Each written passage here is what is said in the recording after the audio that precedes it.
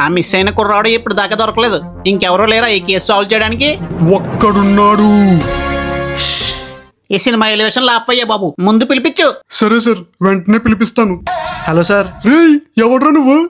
రేయ్, ఎవర్రా వీడిని లోపలికి పంపించింది? నేను సార్, నరేష్ని. హే నరేష్, నువ్వా? గెడ్డం బాగా తగ్గించేసరికి ఎవరో పిల్లనిబ్బా అనుకున్నానయ్యా. హిహిహి, నవ్వలేకపోతున్నాం సార్. సరే, జోక్స్ పక్కన పెడితే, సో నరేష్, అది జరిగిన కథ. మీరేం చెప్పలేదు కదా సార్. అదే నేను చెప్పేది. చెప్పడానికి ఏం లేదయ్యా, నువ్వే కనిపెట్టాలి. అబ్బాయి ఏజ్ 26 years అంట. Software employee. గర్ల్ ఫ్రెండ్ కూడా ఉంది. ఇప్పుడు ఈ తెలివైన నరేష్ ఏం చేయబోతున్నాడు చెప్పుకో చూద్దాం. ఇంగ్లీష్ క్రైమ్ ఇన్వెస్టిగేషన్ మూవీ చూడబోతున్నాడు. ఎందుకురా? అంటే మీకు ఇంగ్లీష్ సినిమాలు చూస్తే గానీ ఐడియాలు రావు కదా సార్. జోడిచ్చి కూడా ఎత్తను.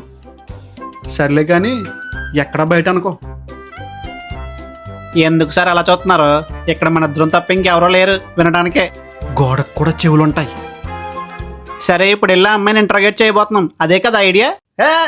అది కాదు ఫస్ట్ స్టెప్. వెళ్ళి అబ్బాయి గర్ల్ ఫ్రెండ్ ఇంట్రాగేట్ చేద్దాం పద. నేను చెప్పింది కూడా అదే కదరా.